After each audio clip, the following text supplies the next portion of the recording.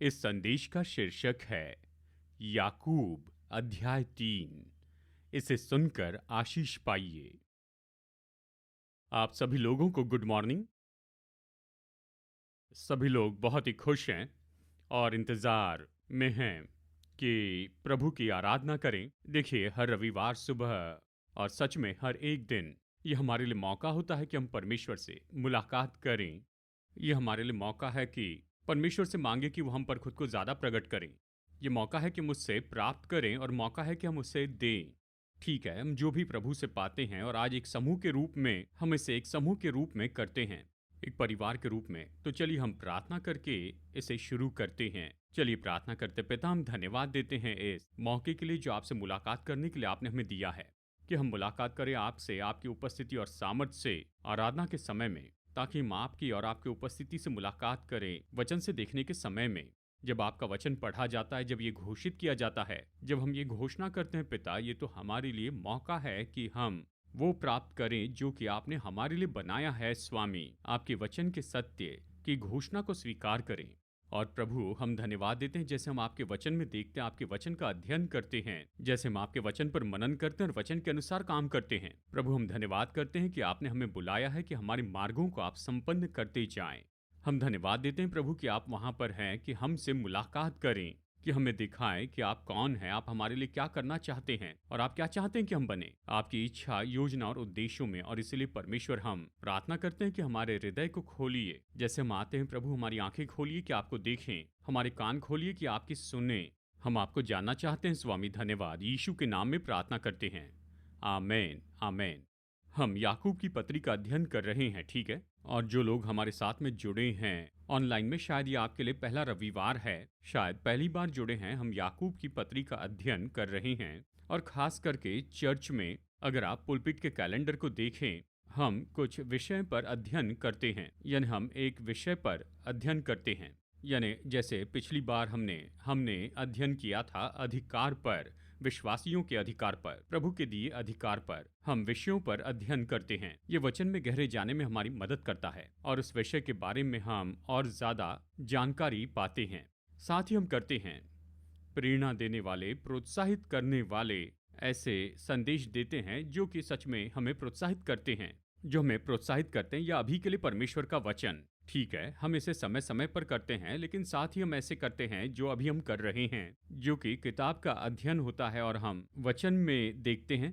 हम परमेश्वर का वचन देखते हैं और हम सीखते हैं उस लेखक के बारे में, ऐतिहासिक पृष्ठभूमि और संदर्भ के बारे में जिसमें वो किताब लिखी गई है। और हम इसे करते हैं एक एक वचन देखकर, और ये हमें इस योग्य बनाता है कि हम उस खास किताब के बारे में और ज्यादा समझ सके, यानी सारी पृष्ठभूमि और सारी बातें। और साथ ही जैसे हम इसे पढ़ते हैं कई बार, इसमें बहुत से विषय होंगे एक ही अध्याय में, और शायद आपने इसे देखा होगा।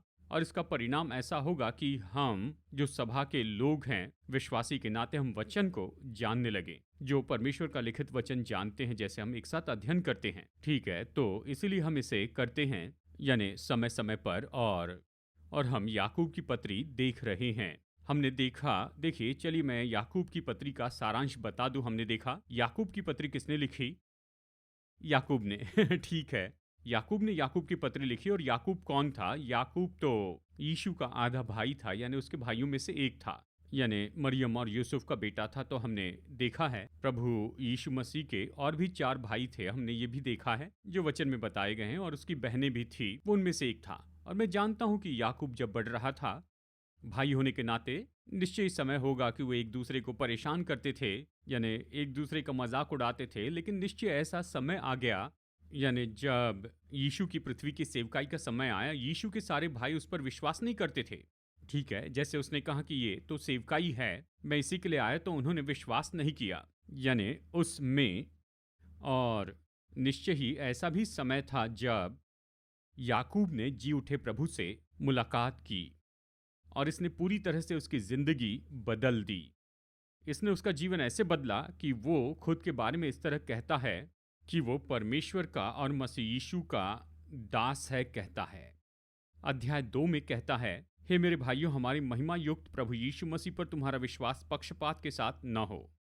यानी देखिए, वो प्रभु यीशु मसीह को उस तरह से देखता है जैसे वो सच में है। ये उस जगह आता है, ठीक है, और वो ये लिखता है ये किताब खास करके यहूदी लोगों के लिए, यानी ऐसे लोग जो यहूदी पृष्ठभूमि से आए हैं और उन्होंने प्रभु यीशु पर विश्वास रखा है।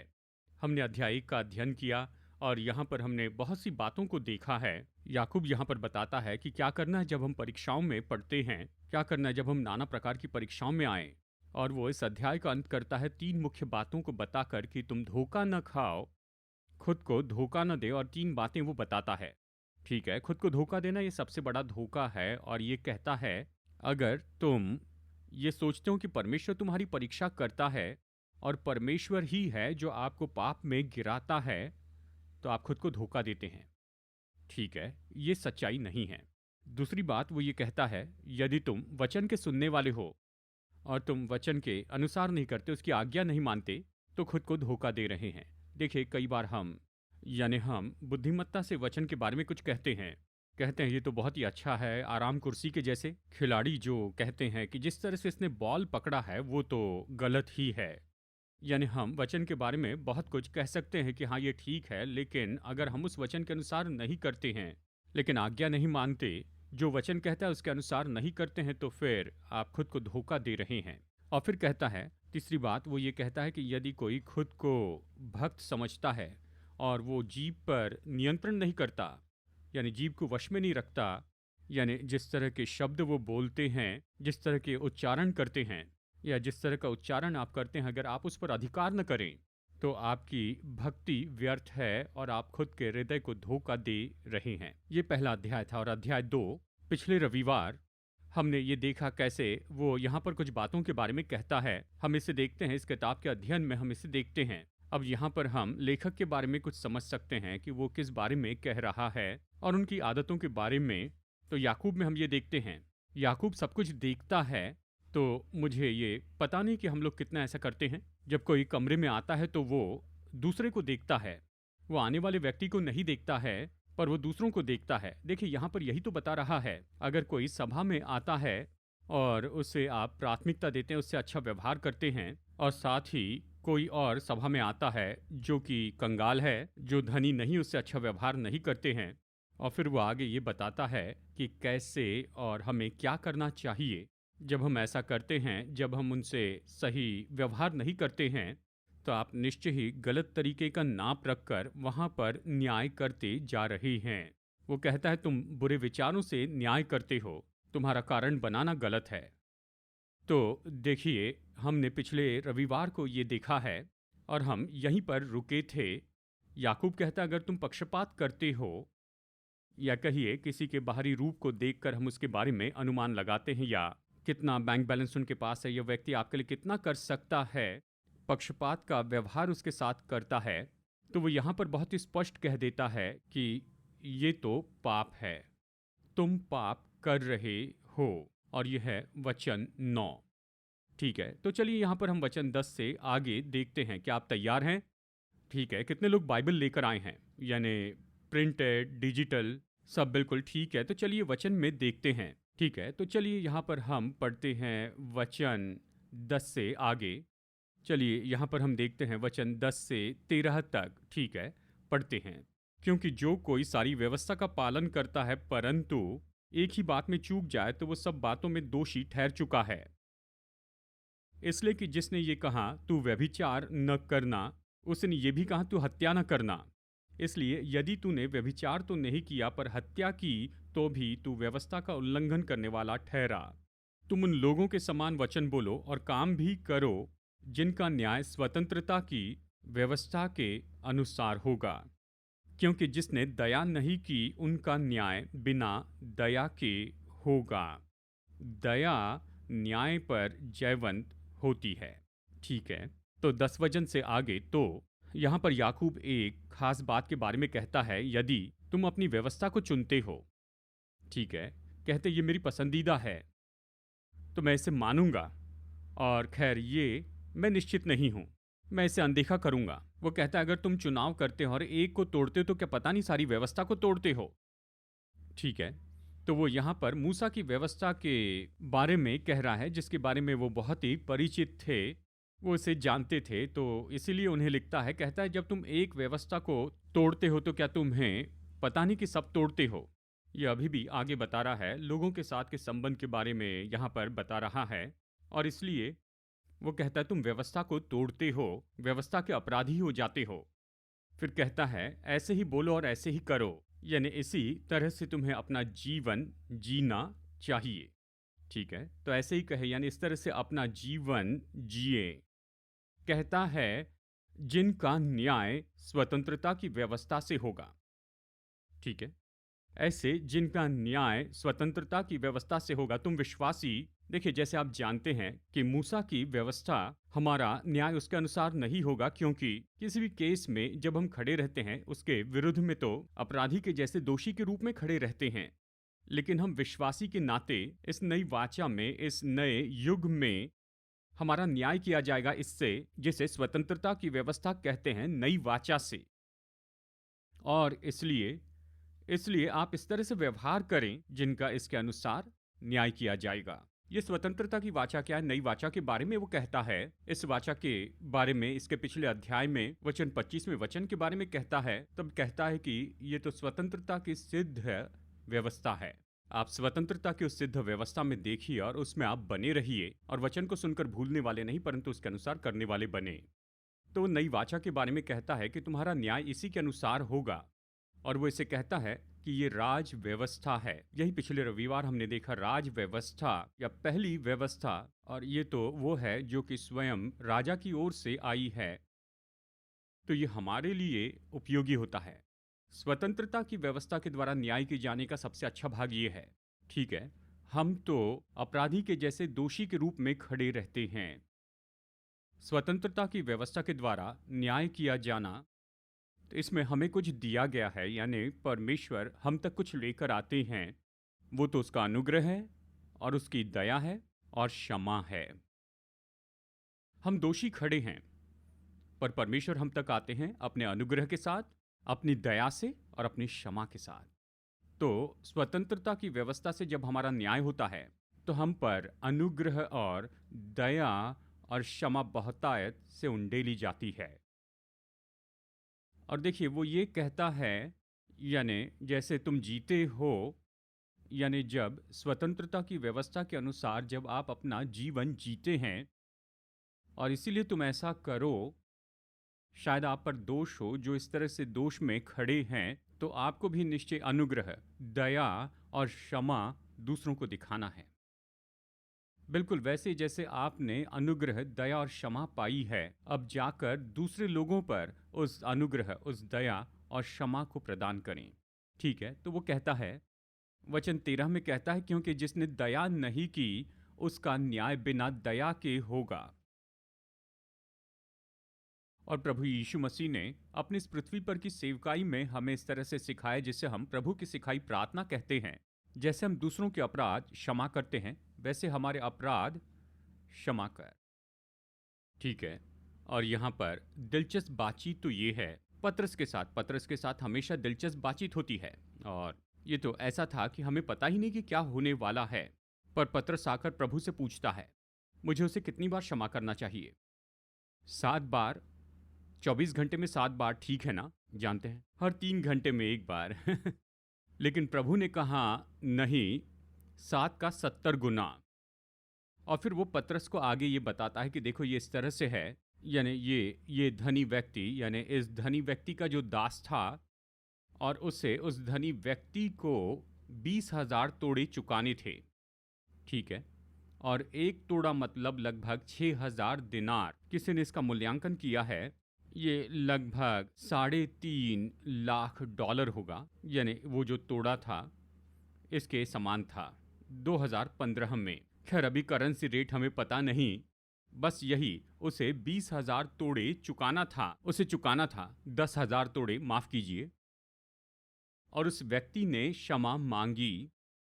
जब वो चुका नहीं पाया तो उसका स्वामी उसे दंड देना चाहता था। वो उसके पैरों पर गिर गया, उसने उससे क्षमा मांगी और स्वामी ने क्षमा कर दिया। कहा ठीक है, तुम्हें चुकाना नहीं पड़ेगा। केवल क्षमा ही नहीं किया, उसने कर्ज दूर कर दिया, तुम्हें चुकाना नहीं होगा। तो ये व्यक्ति जिसे क्षमा किया गया था वो बाहर गया उस व्यक्ति के पास जिसे उसे चुकाना था 100 दिनार चुकाना था। तो एक तोड़े का मतलब क्या है? दिनार की तुलना में 6000 दिनार। और यहां पर यह व्यक्ति था जिसे उसे 100 दिनार चुकाने थे, और उसने उसे जेल में डाल दिया, उसे पकड़ा और उससे बुरा व्यवहार किया और जेल में डाल दिया। तो फिर उस धनी ने यानी उस स्वामी ने उसके सेवकों की शिकायत से ये सुना। उसने जाकर उससे कहा, मैंने तुम्हें इतनी बड़ी क्षमा की है, क्या तुम्हें भी ऐसा नहीं करना चाहिए? दूसरे व्यक्ति के लिए जिन्हें क्षमा चाहिए।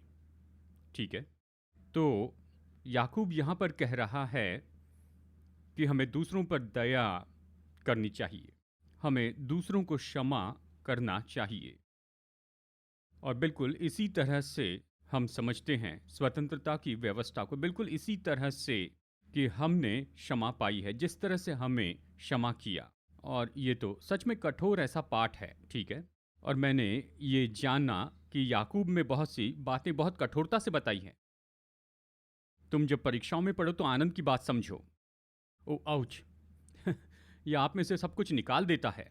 हाँ, और ऐसी बातें तो यहाँ पर वो फिर से कहता है, जैसे तुम्हें क्षमा किया गया वैसे तुम दूसरों पर दया करो। और अगर हम दया नहीं करते तो कैसे अपेक्षा कर सकते हैं कि हम पर भी दया की जाएगी? कहता है जब न्याय की बात आती है तो दया जयवंत होती है। दया जयवंत होती है या दया अधिकार करती है। पैशन अनुवाद इसे यहाँ इस वचन के बारे में इस तरह से बताता है, यानी दया दिखाने के द्वारा तुम न्याय के ऊपर अधिकार करते हो। स्वयं प्रभु ने कहा, धन्य है वे जो दया करते हैं क्योंकि उन पर दया की जाएगी। हम सब दोषी के रूप में खड़े होते हैं, लेकिन परमेश्वर की दया जयवंत होती है हमारे ऊपर। तो दया जयवंत होती है न्याय पर। जब हम दूसरों से मुलाकात करते हैं, जानते हैं जैसे कि दूसरे विश्वासियों से, और फिर जब हम ये जानते हैं हाँ ये तो दोषी के रूप में खड़े हैं और ये तो गलत काम करने के स्थान पर, जबकि हम उनका न्याय कर सकते हैं, हमसे अपेक्षा की जाती है कि हम उन पर दया करें। आमीन। तो देखिए फिर याकूब आगे बढ़ता है कि बताए एक और विषय के बारे में हमें बताए, विश्वास और कामों के बारे में। तो हमने देखा है स्वतंत्रता की व्यवस्था के बारे में और कैसे हमें दया और क्षमा दूसरों को देते जाना है। और फिर याकूब विश्वास और कामों के बारे में बताता है। ठीक है, क्या आप देखने को तैयार हैं? ठीक है, तो चलिए वचन 14 देखते हैं। हे मेरे भाइयों, यदि कोई कहे मुझे विश्वास है पर वो कर्म न करता हो तो इससे क्या लाभ? कैसा विश्वास कभी उसका उद्धार कर सकता है? यदि कोई भाई या बहन नंगे उगाड़े हो, भोजन की घटी हो, और तुम में से कोई उनसे कहे कुशल से जाओ, तुम गर्म रहो और तृप्त रहो, पर जो वस्तुएं देह के लिए आवश्यक हैं वो उन्हें न दे तो क्या लाभ? वैसे ही विश्वास भी यदि कर्म सहित न हो तो अपने स्वभाव में मरा हुआ है। वरन कोई कह सकता है तुझे विश्वास है और मैं कर्म करता हूं, तो अपना विश्वास मुझे कर्म बिना तो दिखा, और मैं अपना विश्वास अपने कर्मों के द्वारा तुझे दिखाऊंगा। तुझे विश्वास है कि एक ही परमेश्वर है, तो अच्छा करता है। दुष्टात्मा भी विश्वास रखते और थरथराते हैं। तो वो विश्वास के बारे में कहता है, और ऐसा विश्वास जो खुद को प्रकट करता है। ठीक है, ऐसा विश्वास जो खुद को प्रकट करता है भले कामों में। यहां पर इस वचन में खास करके संदर्भ में कहता है दान के काम, यानी लोगों की जरूरत पूरी करना। ऐसा करते हुए दो सवाल पूछता है, और वो क्या है? पहला सवाल, क्या कोई दावा कर सकता है कि उनमें विश्वास है? ठीक है, क्या दावा कर सकते हो कि विश्वास है और भले कामों में जुड़ते नहीं हैं, उन्हें प्रकट नहीं करते हैं? ठीक है, ये पहला सवाल है, वचन 14। दूसरा, क्या विश्वास जो भले कामों में नहीं जुड़ता है, क्या ये विश्वास किसी का उद्धार कर सकता है? क्या ये सच्चा विश्वास है? क्या ये उद्धार वाला विश्वास है? ठीक है, तो वो यही सवाल पूछता है। चलिए देखते हैं वचन 15 से 17 तक। तो वो कहता है कि ये इसी तरह से है, यदि कोई भाई या बहन बहुत परेशान है, वो बड़ी गहरी ज़रूरत में है, उन्हें भोजन वस्तु और कपड़ों की कमी है, तो कैसे कह सकते कि गर्म रहो और तृप्त रहो? अगर तुम उन्हें वो चीज़ें नहीं देते जिनकी ज़रूरत है, यानी कपड़े या भोजन, और यदि तुम उन्हें ये चीज़ें नहीं देते हो, तो इससे उनका क्या लाभ होगा? ठीक है, उनका क्या लाभ होगा? और ये कहता है, विश्वास अपने आप में अगर उसके साथ इस तरह के काम नहीं है तो वो मरा है। वो मरा है, उत्पादन नहीं करता, फलवंत नहीं है। ठीक है, तो ये ऐसा है, विश्वास और काम दो पहलू हैं एक ही सिक्के के। ठीक है, अगर आपके पास एक सिक्का है, अगर एक सिक्का है और उसके एक साइड में प्रिंट किया गया है और दूसरा साइड प्लेन है, तो सोचिए अगर आप उसे किसी को देंगे तो वो लौटा देंगे। ठीक है, यानी देखिए, यहाँ तक कि मुझे एक बात याद है, यानी कोई था, मैं सोचता हूँ कि शायद सिग्नल पर थे, और मेरे पास में कुछ सिक्के थे, तो उसमें से एक सिक्का मैंने उन्हें दे दिया, और वो जो सिक्का था वो तो कोई और करेंसी थी, मुझे पता नहीं वो मेरे जेब में कैसे आ गई, और फिर इस आदमी ने उसे फेंक दिया और कहा ये नकली है। तो वो ऐसा करते हैं। ज़रा कल्पना कीजिए प्रतिक्रिया क्या होगी। कई बार आप थोड़ा कम देते हैं, यानी उनकी अपेक्षा से कम देते हैं, कई बार गुस्से में प्रत्युत्तर देते हैं, इसे आप खुद रख लीजिए, मुझे नहीं चाहिए। तो कल्पना कीजिए, एक साइड तो प्रिंटेड है और पूरा विवरण है, दूसरी ओर प्लेन है। हाँ, तो इसका कोई मूल्य नहीं होता है। हम जानते ये सच्चा नहीं है, इसका कोई मूल्य नहीं है। तो याकूब यहाँ पर कहता है कि विश्वास, इसमें काम जुड़े होने चाहिए, कामों से प्रकट होना चाहिए, ये कामों द्वारा प्रकट किया जाना चाहिए, और अगर नहीं तो इसका मूल्य नहीं, ये उद्धार देने वाला विश्वास नहीं। देखिए, अब हम जानते हैं हमारा उद्धार हमारे कामों से नहीं हुआ है। याकूब इसे अनदेखा नहीं करता है, उसने स्वयं प्रभु से मुलाकात की थी, जी उठे प्रभु के साथ उसने मुलाकात की। आपको याद है प्रारंभिक चर्च और वो सब, वो वहां पर बैठे थे और पवित्र आत्मा से भर गए, अन्य भाषा में प्रार्थना करने लगे, अन्य भाषा बोलने लगे, महान काम होने लगे, उन्होंने पवित्र आत्मा का बपतिस्मा पाया। तो वो जानते थे ये कामों से नहीं है, वो जानता था मनुष्य का उद्धार उसके कामों से नहीं। तो क्या कह रहा है? वो कहता है ये उद्धार करने वाला विश्वास, ये तो कामों में खुद को प्रकट करना ही चाहिए। हम केवल बुद्धिमत्ता के रूप में सहमत नहीं हो सकते और कहें मैं परमेश्वर पर विश्वास करता हूं, और सच में ऐसा नहीं हो सकता कि हमारा जीवन बदल जाए और उसे अपने जीवन में कामों के द्वारा प्रकट न करें। और यहां पर वो दान के कामों के बारे में कहता है। ठीक है, तो याकूब कहता है कि विश्वास के द्वारा हम ऐसे ही काम करते हैं। वचन 19 में दिलचस्प बात, तुम विश्वास करते हो कि एक ही परमेश्वर है? हालेलुया! तुम्हारी थियोलॉजी दुष्टात्माओं के जैसे ही है, वो भी यही विश्वास करते हैं। आपको याद है कुछ हफ्तों पहले स्कीवा के बेटे वो गए और उन्होंने दुष्टात्मा निकालने की कोशिश की। हम यीशु के नाम में तुम्हारे विरुद्ध में आते, जिसका पतरस या पौलुस प्रचार करता है, और ये तो सच में मुश्किलें लेकर आ गया। वो तो लहूलुहान हो गए, उनके सारे कपड़े फाड़ दिए गए थे। उन्होंने कहा कि पतरस और पौलुस को हम जानते हैं, पर तुम कौन हो? ठीक है, उनके पास उद्धार के लिए विश्वास नहीं था। इस फॉर्मूला का उपयोग किया और कुछ करने की कोशिश की, और उस विश्वास ने अनुमति नहीं दी, वो सच्चा विश्वास नहीं था। यानी देखिए, ऐसी ही बात है यहाँ पर। याकूब यही तो कह रहा है कि तुम्हें विश्वास रखना है जो खुद को भले कामों में प्रकट करता है, और यही सच्चा उद्धार वाला विश्वास है। ठीक है, तो देखिए, ये तो हमारे लिए चुनौती है कि देखिए हमारा जो विश्वास है वो सच्चा हो, हमारा विश्वास भले कामों को प्रकट करते जाए, यानी दान के काम। और फिर आगे वो ये कहता है, एक और बात, बगल वाले की ओर मुड़कर कहें एक और बात, ये विश्वास के बारे में है। ठीक है, वो यहां पर बताता है विश्वास जो क्रिया करता है, यानी यहां पर विश्वास जो काम करता है, इसके बारे में कहता है। और जरूरी नहीं कि ये दान के ही काम हो, लेकिन आपको क्या करना है प्रभु यीशु में विश्वास के कारण, यानी वो कदम उठाना है, वो क्रिया करनी है, क्रिया का वो कदम उठाना है। तो चलिए वचन 20 से आगे हम पढ़ते हैं। ठीक है, वचन 20, तो पर हे निकम्मे मनुष्य, क्या तू ये भी नहीं जानता कि कर्म बिना विश्वास व्यर्थ है? ठीक है, जब हमारे पिता अब्राहम ने अपने पुत्र इसहाक को वेदी पर चढ़ाया, तो क्या वो कर्मों से धार्मिक न ठहरा था? अतः तूने देख लिया कि विश्वास ने उसके कामों के साथ मिलकर प्रभाव डाला है और कर्मों से विश्वास सिद्ध हुआ।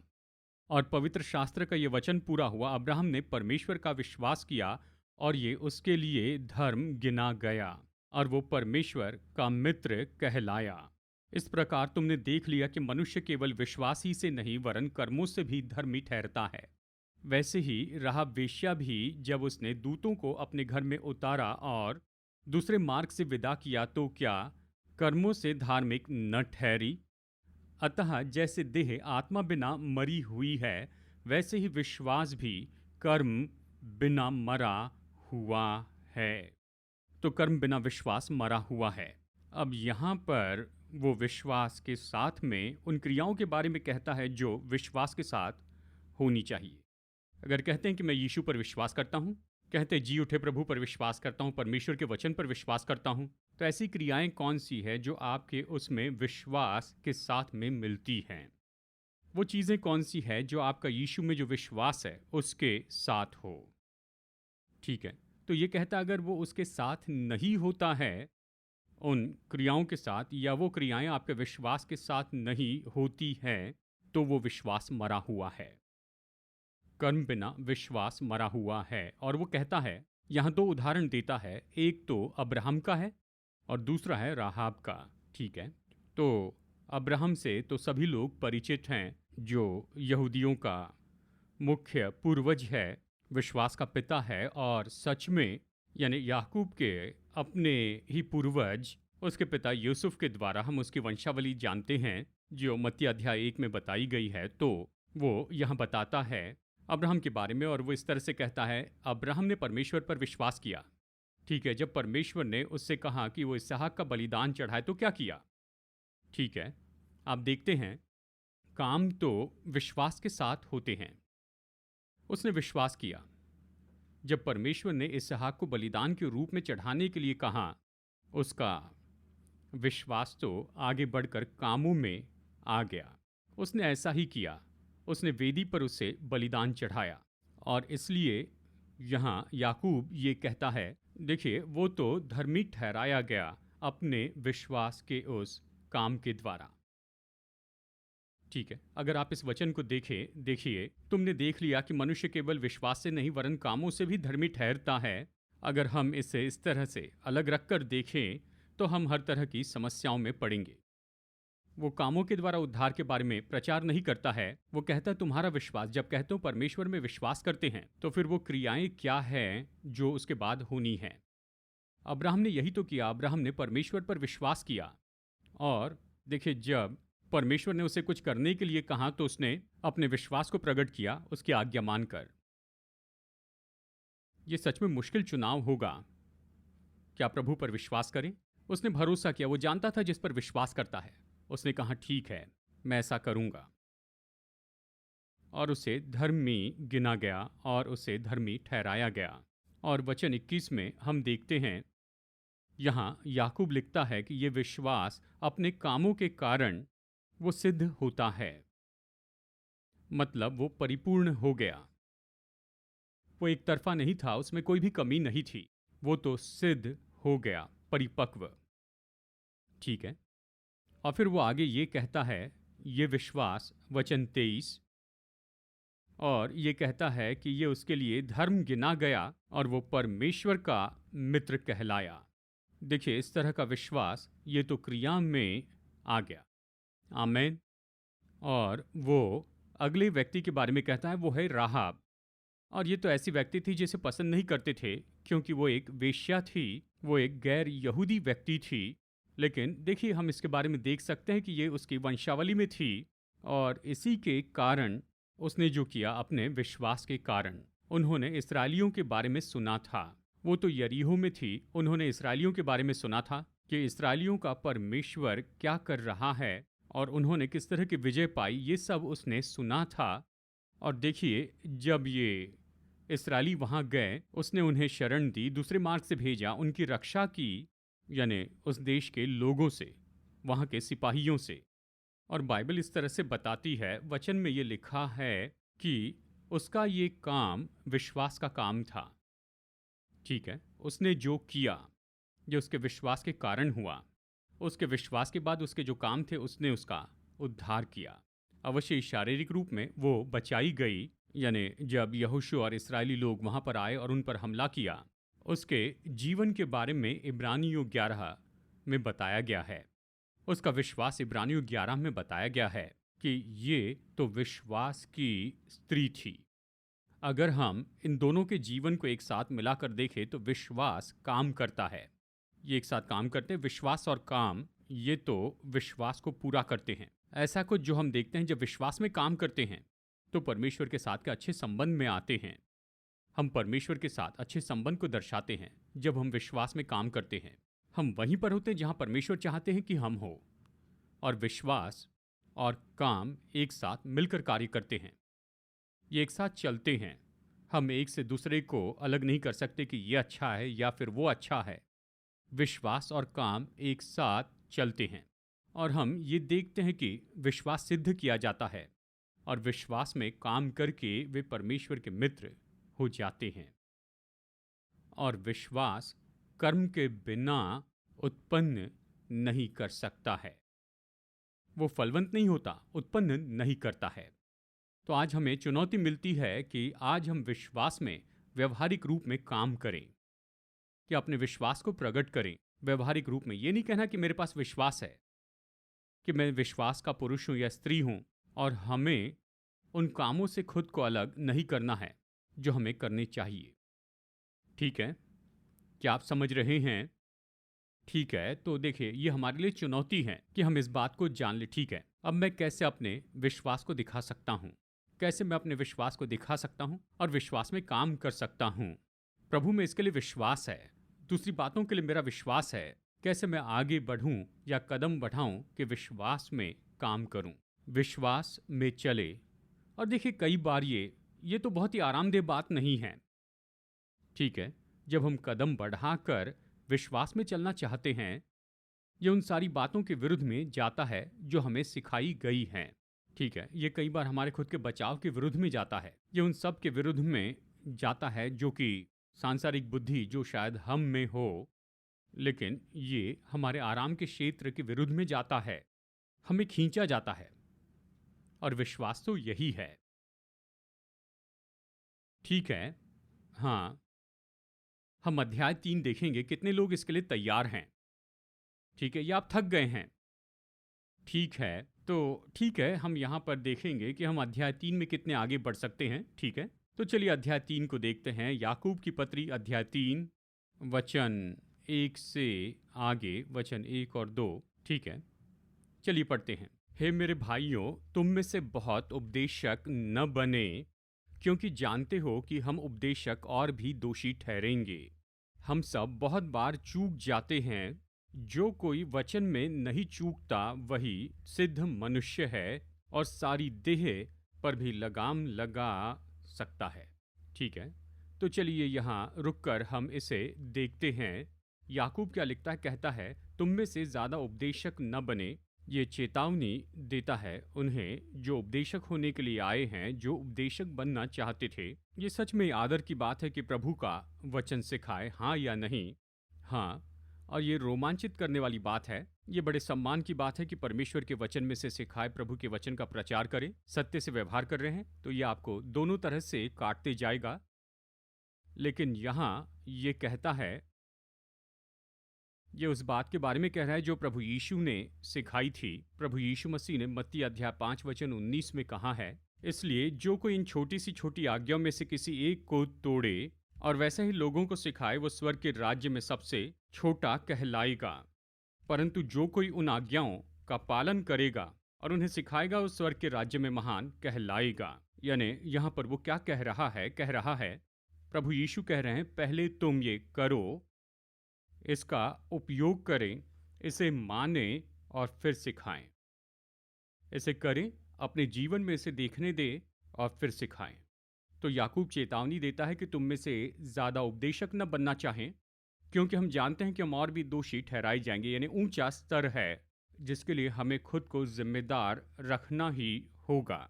ठीक है।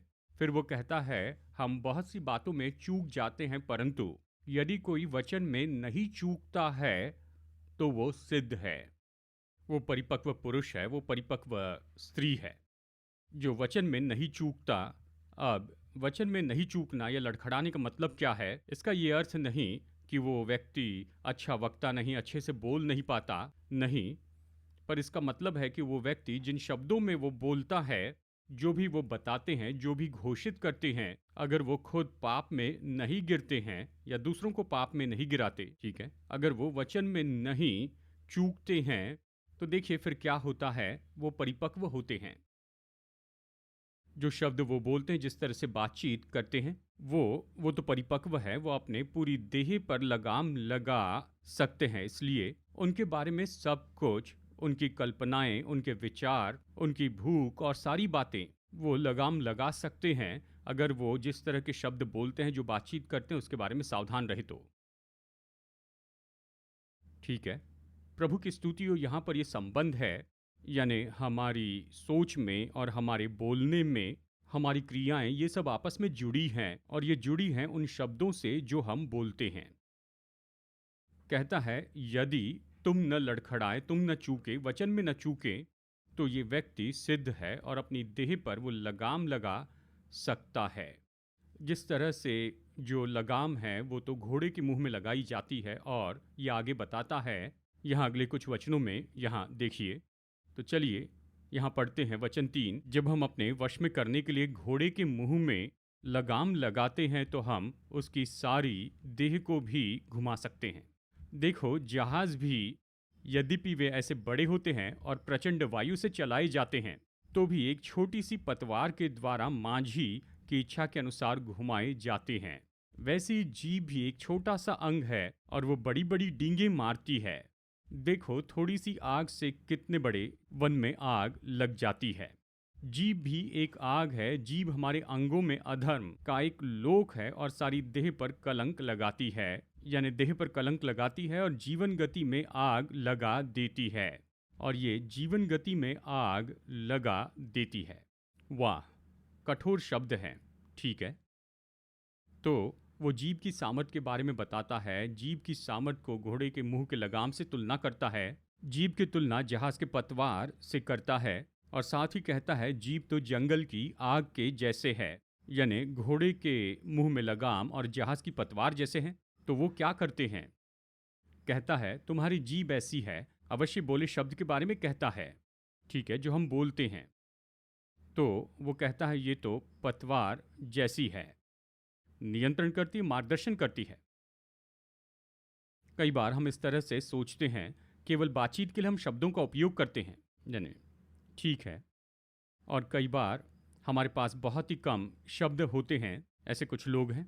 हाँ, शिकायत ये होती है कि पति सारे शब्द बोलना ख़त्म कर देता है और घर में आता है और उस समय बहुत ही कम बाकी होते हैं। तुम्हें कुछ चाहिए? इस तरह। पर बात तो ये है, हम सोचते हैं हम बातचीत के लिए शब्द उपयोग कर चुके हैं, पर हम जिन शब्दों का उपयोग करते हैं वो तो लगाम और पतवार जैसे हैं। जैसे कि घोड़े के मुंह में लगाम होती है, वो सच में जीवन के मार्ग में अगुवाई करते हैं। ठीक है। देखिए, जब ये सारी बातें हमारे अंदर में उतर जाती हैं, तो हम अपने शब्दों का अच्छा उपयोग करेंगे। जो शब्द हम बोलते हैं, हम चुन कर बोलेंगे, शब्दों का अच्छे से उपयोग करेंगे। हम जो शब्द बोलते हैं उनके बारे में हम सावधान रहेंगे। ठीक है, क्योंकि ये मार्गदर्शन करते हैं, हम पर नियंत्रण करते हैं। ये बहुत ही छोटी है, लगाम या पतवार के जैसे, लेकिन ये सामर्थी है। हम जो शब्द बोलते हैं वो सामर्थी हैं। और जानते हैं, हर रविवार हम घोषणा करते हैं और साथ ही शिक्षा जो इसके साथ में जुड़ी होती हैं, ये समझने में हमारी मदद करने के लिए कि हमारे शब्द तो सामर्थी हैं। इनका उपयोग कर सकते हैं उन्नति के लिए, इनका भलाई के लिए उपयोग कर सकते हैं, लेकिन साथ ही जीवन को बर्बाद करने के लिए भी उपयोग कर सकते हैं, जो शब्द हम बोलते हैं। तो ये कहता है शब्द, यानी हमारी जीभ तो आग के जैसी है, ये तो अधर्म का एक लोक है। देखिए वचन 5 में इसके पहले कहता है, देखो छोटी सी आग भी कितने बड़े वन में आग लगा देती है, ये जंगल की आग के जैसे है।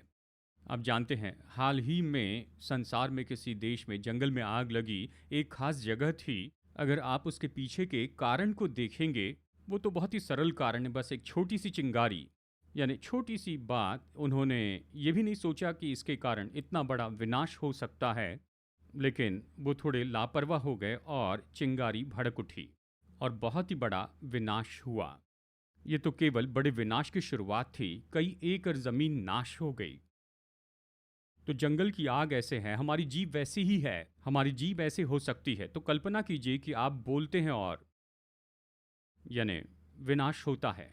इस पर सोचिए, यानी आप बोलते हैं और लोगों पर मानो तीर चलाए जाते हैं, इसकी कल्पना कीजिए। यानी जब आप बोलते हैं अपने अपने बच्चों से या अपने जीवन साथी से ऐसे शब्द बोलते हैं जो तीर के जैसे होते हैं, टक जाकर लग जाता है। अगर इसकी कल्पना करें तो सोच समझकर बोलेंगे। इतना नुकसान, इतना विनाश, और फिर और देखिए, आज मैं सोचता हूं कि हम प्रार्थना करेंगे लेबल और सीमाओं के लिए। यानी लेबल जिससे हमने बोला और जाकर ये मानो उन पर चिपक गया, तीर के जैसे हम अपने पीठ पर तीर लेकर चलते हैं। ऐसे लेबल भारी होते हैं, सीमित करते हैं, हमें सीमित करते हैं बंधनों से।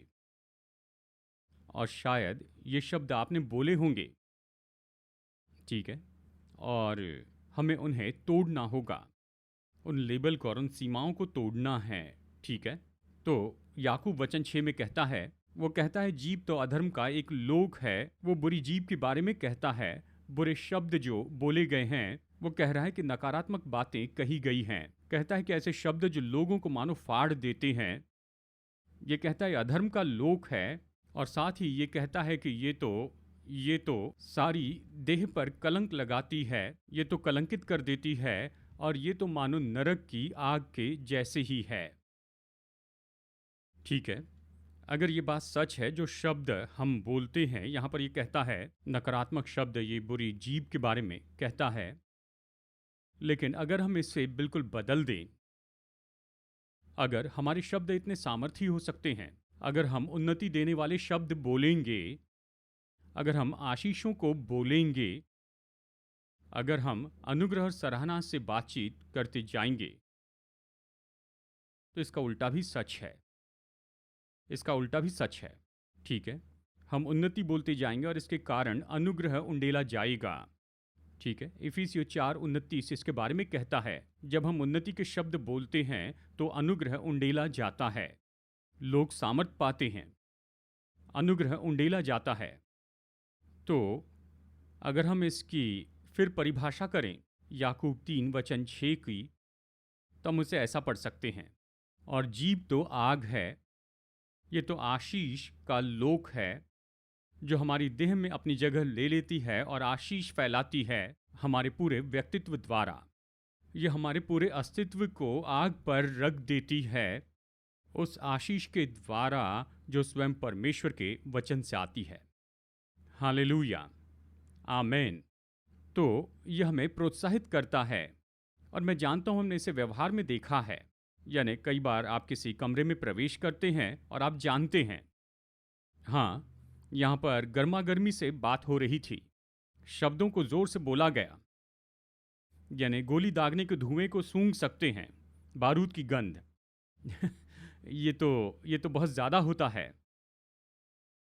इसका उल्टा भी सच है, यानी इतना प्रकाश हो सकता है और आनंद मनाना, तरोताजा होना, पूरा वातावरण बिल्कुल संपन्न होते जाता है, विश्वास से भरा होता है। वातावरण साफ हो सकता है जब हम आशीष के शब्दों को बोलते हैं। यह हमारे पूरे अस्तित्व को आग पर रख देता है, उस आशीष से जो स्वयं परमेश्वर के वचन से आती है। परमेश्वर की स्तुति हो कि परमेश्वर का वचन आत्मा है, और परमेश्वर का वचन सत्य है, और परमेश्वर का वचन जीवन है। हमें सौभाग्य मिला कि इससे व्यवहार करें, हमें सौभाग्य मिला कि इसे पढ़ें, ठीक है। मैं जानता हूं कि निश्चय आपने कुछ वचनों को पढ़ा होगा और उसे बोला होगा, और आपने अपनी भावनाओं में बदलाव देखा होगा। ये ऐसा क्यों है? ये केवल सकारात्मक सोच नहीं है, कि केवल सकारात्मक सोच रखे या सकारात्मक बोले या सकारात्मक रीति से शाश्वती दे, जो इन दिनों में बढ़ते जा रहा है, ये यहाँ पर है परमेश्वर के वचन में जड़ हैं। परमेश्वर का वचन जीवन उत्पन्न करता है। आमेन। ठीक है, चलिए वचन 7 से आगे देखते हैं। वचन 7 से 12 ये कहता है, वचन 7, क्योंकि हर प्रकार के वन, पशु, पक्षी और रेंगने वाले जंतु और जलचर तो मनुष्य जाति के वश में हो सकते हैं और हो भी गए हैं, पर जीव को मनुष्यों में कोई वश नहीं कर सकता। वो ऐसी बला है जो रुकती ही नहीं, वो प्राण नाशक विष से भरी हुई है। इसी से हम प्रभु और पिता की स्तुति करते हैं और इसी से मनुष्यों को जो परमेश्वर के स्वरूप में बनाए हुए हैं उन्हें श्राप देते हैं। एक ही मुंह से धन्यवाद और श्राप दोनों निकलते हैं। हे मेरे भाइयों, ऐसा नहीं होना चाहिए। क्या सोते के एक ही मुंह से मीठा और खारा जल दोनों निकलता है? हे मेरे भाइयों, क्या अंजीर के पेड़ में जैतून और दाख की लता में अंजीर लग सकते हैं? वैसे ही खारे सोते से मीठा पानी नहीं निकल सकता। तो यहाँ वो फिर से हमें चेतावनी देता है, जो शब्द हम बोलते हैं वो क्या प्रभाव डालते हैं। वो कहता है कि ये तो एक बहुत बुरी बला है, इसे वश में नहीं कर सकते हैं।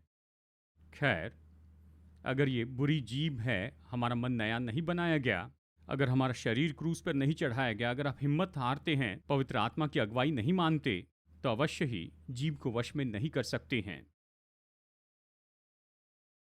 वो कहता है हम यही तो करते हैं।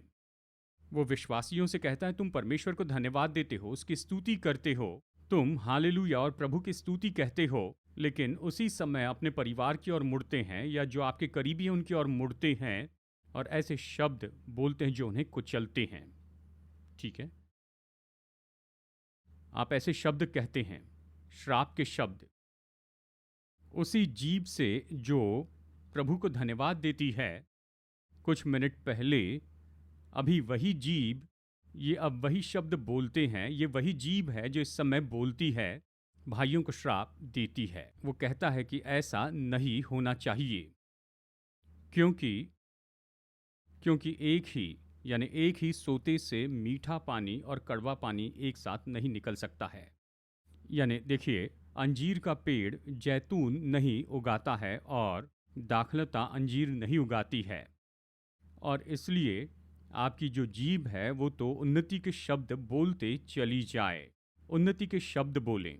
और देखिए, ये यही तो कहता है कि हमारे शब्द, देखिए ऐसी बहुत सी बातें हैं जो हमारे शब्दों के ऊपर प्रभाव डालती हैं। हमारे विचार, देखिए हम कौन सी बातें हर समय सुनते रहते हैं। कहिए कि अगर आप सुनते हैं, मान लीजिए कोई गीत सुनते हैं जो कि आक्रामक है, जो कि ऐसे गीत हैं और उसमें बहुत सी गलत बातें हैं, लेकिन आपको बीट पसंद है। ठीक है, तो आप कहते हैं मैं संगीत सुन रहा हूं, लेकिन नहीं, वो सारे शब्द आप पर प्रभाव डालते हैं, वो शब्द हमारी सोच पर प्रभाव डालते हैं। जो अभी आप जो शब्द बोलते हैं उनके द्वारा प्रकट होते हैं। ठीक है, तो जो हम देखते हैं वो प्रभाव डालते हैं हमारी सोच पर और हमारे बोलने पर। जो बातें हम पढ़ते हैं या जो सुनते हैं, ठीक है, तो हमें सचेत रहना और परख लेना है, नहीं तो फिर हम इस सोते के जैसे होंगे जो कि इस तरह नहीं है जैसे बने हैं कि काम करें। देखिए, हम इस तरह से नहीं बने कि इस तरह काम करें, हम बने हैं कि हम परमेश्वर के गुणों को बोलते जाएं। हम बनाए गए हैं ऐसे लोग के रूप में जो कि अंधकार से ज्योति में लाए गए हैं, जो राजघराने के हैं, राजा और याजक हैं, कि परमेश्वर के गुणों को बोलते जाएं, कि प्रभु के गुणों को घोषित करें। ठीक है, प्रभु हमारी मदद करेंगे कि हम बोलें, कि उन्नति के शब्द बोलें, आशीष बोलें, यदि हम केवल उसे समर्पित हो जाएं।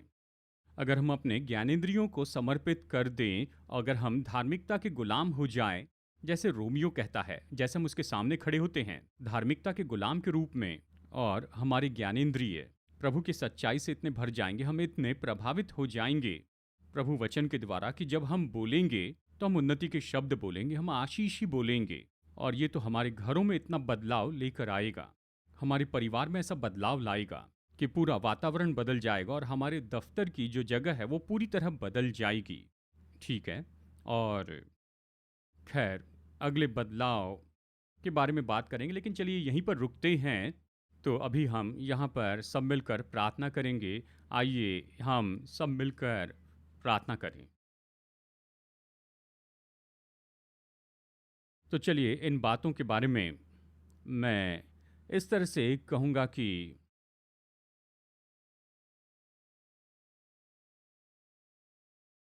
हम समर्पण करें। अगर आप आज हमने जो सुना है उसका उपयोग अपने जीवन में करना चाहते हैं, तो हम दो काम कर सकते हैं। एक तो विश्वास के बारे में है, ठीक है। विश्वास को मैं कैसे सक्रिय करूं, ठीक है। मैं परमेश्वर पर विश्वास करता हूं, अपने परमेश्वर पर विश्वास करता हूं, वो ये कर सकते हैं। लेकिन मुझे क्या करना चाहिए? शायद हम किसी वस्तु के लिए विश्वास कर रहे हैं या किसी बदलाव के लिए विश्वास कर रहे हैं, ठीक है। तो फिर वो क्रिया क्या है? परमेश्वर आपको क्या करने के लिए प्रेरणा देते हैं? शायद हम पुनर्गठन या मेल मिलाप के लिए विश्वास कर रहे हैं। तो ऐसा क्या है जिसके लिए प्रभु हमें प्रेरित करते हैं, जिसके लिए हमें बुलाते हैं? ठीक है, हम ऐसा कर सकते हैं, चाहे ये चंगाई के लिए हो।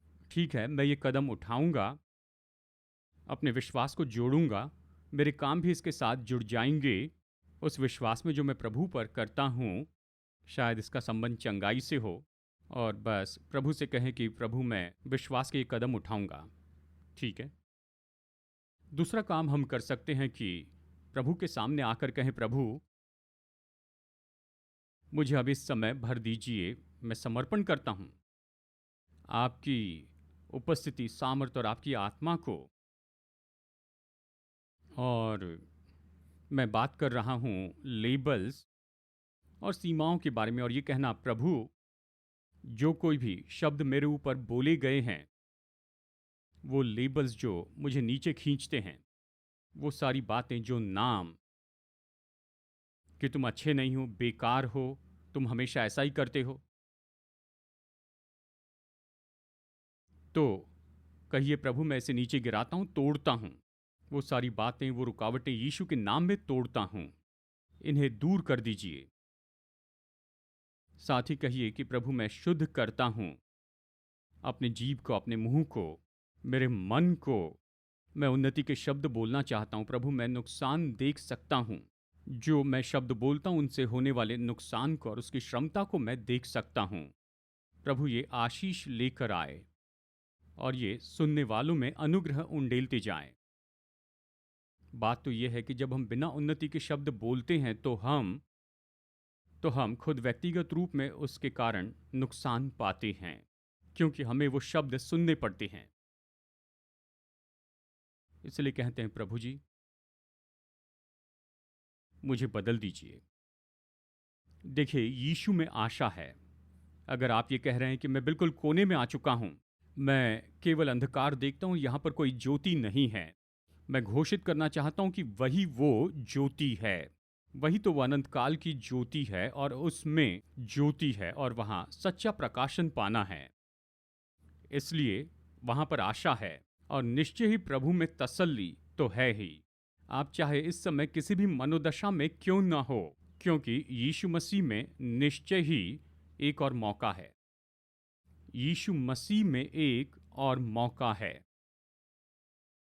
मैं यही कहूंगा कि अगर आप विश्वास करते हैं तो क्यों न कदम बढ़ाकर इसमें काम कीजिए।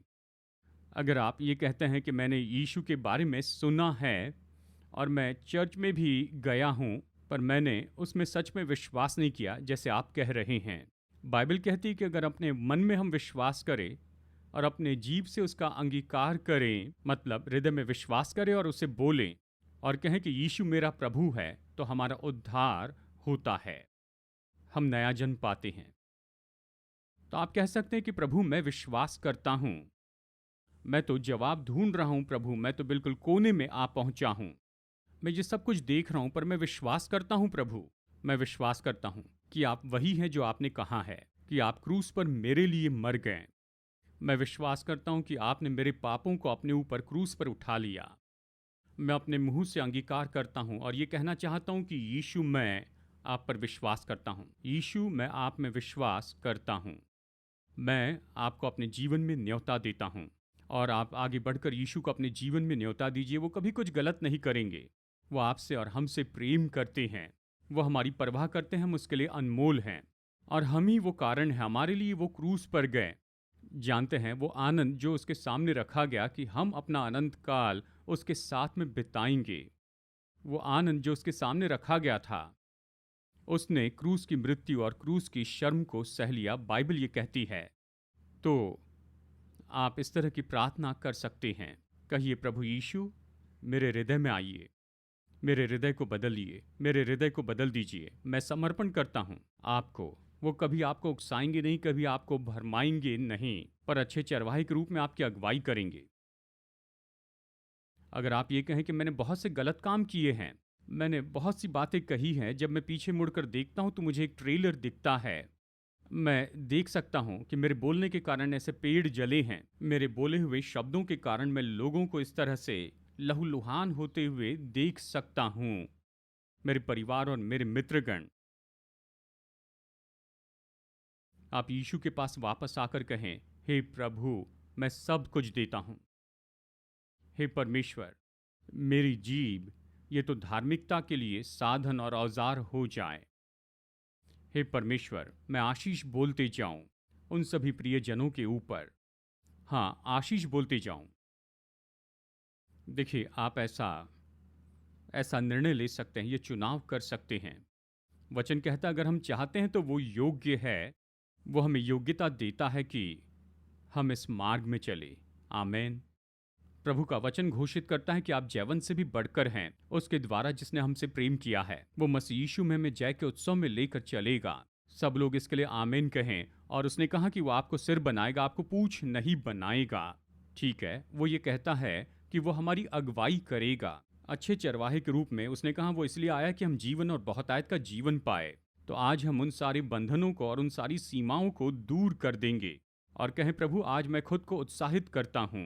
प्रभु मैं आज खुद को प्रोत्साहित करता हूँ और एक योद्धा के जैसे खड़े रहना चाहता हूँ। धार्मिकता के योद्धा, विश्वास के योद्धा के रूप में आपके वचन में विश्वास, मैं विश्वास करता हूँ। अभी इसको ले लीजिए और जैसे आप अपनी जगह पर खड़े हैं और कहते हैं कि प्रभु मैं विश्वास में खड़े रहता हूँ, अपने परिवार के लिए विश्वास में योद्धा के रूप में खड़े रहता हूँ, मेरे प्रियजनों के लिए मैं विश्वास में खड़े रहता हूँ, परमेश्वर अपने खुद के जीवन के लिए, और मैं आपके वचन और आपकी प्रतिज्ञाओं को घोषित करता हूँ। ठीक है, हालेलुया, धन्यवाद प्रभु, धन्यवाद प्रभु। आपकी स्तुति करते हैं, हम स्तुति करते हैं, धन्यवाद देते हैं, आपके नाम को धन्य कहते हैं, नाम को धन्य कहते हैं। प्रभु आपको आशीष दे और आपकी रक्षा करें। परमेश्वर अपना चेहरा आप पर तेजोमय करे और अनुग्रह करें, और परमेश्वर अपना चेहरा आपके ऊपर उदय करें और आपको शालोम दे। आमेन। तो आइए हम विश्वास में चलें और आइए हम मसीह के स्वभाव को दिखाने वाले बने और हर जगह पर परमेश्वर की आशीषों को दिखाने वाले बन जाएं। आमेन। संदेश सुनने के लिए धन्यवाद। भरोसा करते हैं कि ये संदेश आपके लिए आशीष रहा। मुफ्त के स्रोत पाने के लिए, जिनमें है सरमन नोट्स और पब्लिकेशन, पाने के लिए विजिट करें apcwo.org पर। बैंगलोर के एपीसी बाइबल कॉलेज की जानकारी पाने के लिए विजिट कीजिए apcbiblecollege.org पर। याद रखिए, All Peoples Church Bangalore app download कीजिए ऐप या गूगल प्ले स्टोर से।